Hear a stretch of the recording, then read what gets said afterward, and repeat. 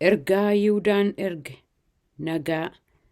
Ani Yihuudaa garbichi Yesuus Kiristoos obboleessi Yaaqoob, isin warra waamamtanii Waaqayyo Abbaadhaan jaallatamtanii Yesuus Kiristoosiin eeggattaniif kana caafuu kooti. Araarri, nagaan, jaalallis isiniif haa baay'atu. Waa'ee barsiisota sobduu isaan yaadachiisuusaa.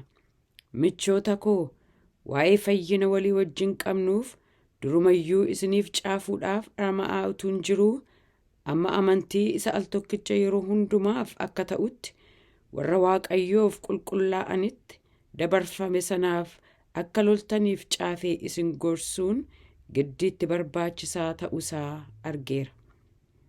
Warri Waaqayyo malee jiraatan ayyaana Waaqayyo keenyaa argachuun gadhiisitti jiraachuudha jedhanii yaada isaanii diddiiranii Gooftaa keenya Yesuus Kiristoosiin isa qophaasaa gooftummaa qabus gananii lo'anii nu gidduu galaniiru.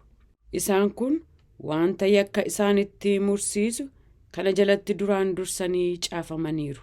Isin waan an amma isiniif caafuuf jedhu hundumaa hin beektu. Haa ta'u iyyuu malee ani isin yaadachiisuu nan barbaada. Innis gooftichi sabasaa al tokkicha biyya Gibxii baasee akka isaan oolche, booddeetti immoo warra isatti hin amanin sana akka balleesseedha. Isa Waaqayyoo ergamoota warra aboo isaanitti kennamirra darbanii lafa taa'umsa isaanii geeddaran funyoo hidhaa bara baraatiin dukkana jalatti hidhee firdii isa guyyaa guddaa sanaaf isaan eeguu yaadadhaa. Akkuma ergamoota sanaa immoo warri mandaroota Sodoomiif Gamoraa, warri mandaroota naannoo sanaas halalummaa keessa ba'anii ejjummaadhaaf warruma akka isaanii nama hin ta'in duukaayyuu hin adeemu turan.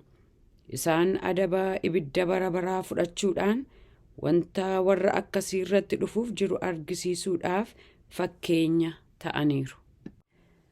Akkasuma immoo warri lo'anii nu gidduu galanii yaada isaanii abju'atan immoo xurii foon isaaniitti hin dibu.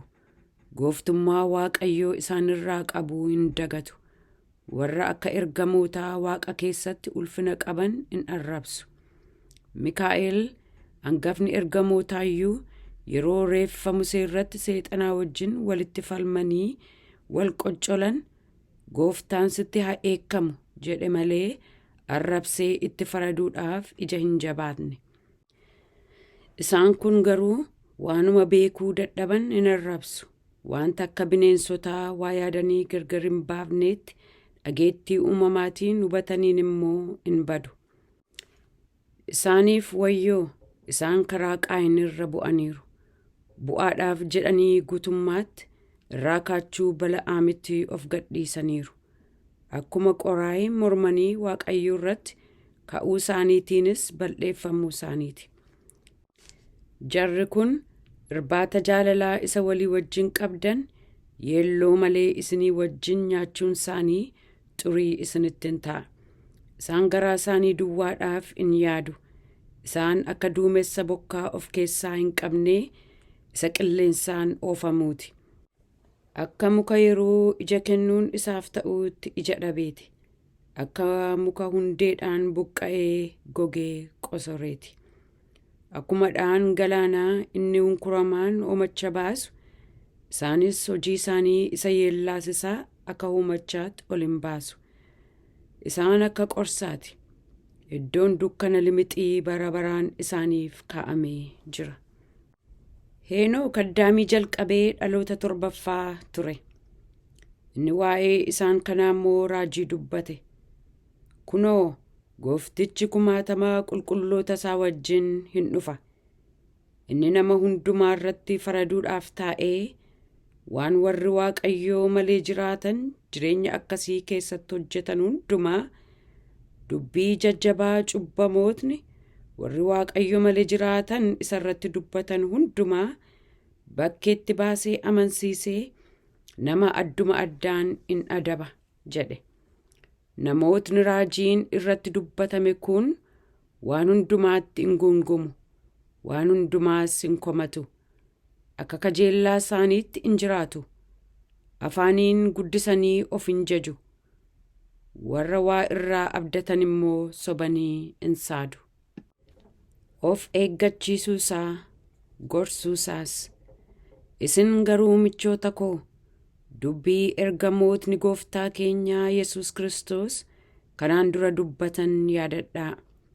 Isaan yeroo gara dhumaatti ga'iftootni warri Waaqayyo malee akka kajeellaa foon isaaniitti jiraatan dhufuuf jiru jedhanii isinitti himaniiru. Warri dhufan kun gargar ba'uu hin fidu, yaada foonii jalas of hin galchu, hafuuricha of keessaa hin qabani. Isin garuu michoota koo, amantii keessan isa hundumaa caalaa qulqulluu irratti dhaabadhaatii cimaa, hafuura qulqulluudhaan geggeeffamaatii kadhadhaa, jaalala Waaqayyoo keessatti of eegaa. Araara ittiin gooftaan keenya Yesuus Kiristoos jireenya bara baraatti isin geessuu eeggadhaa.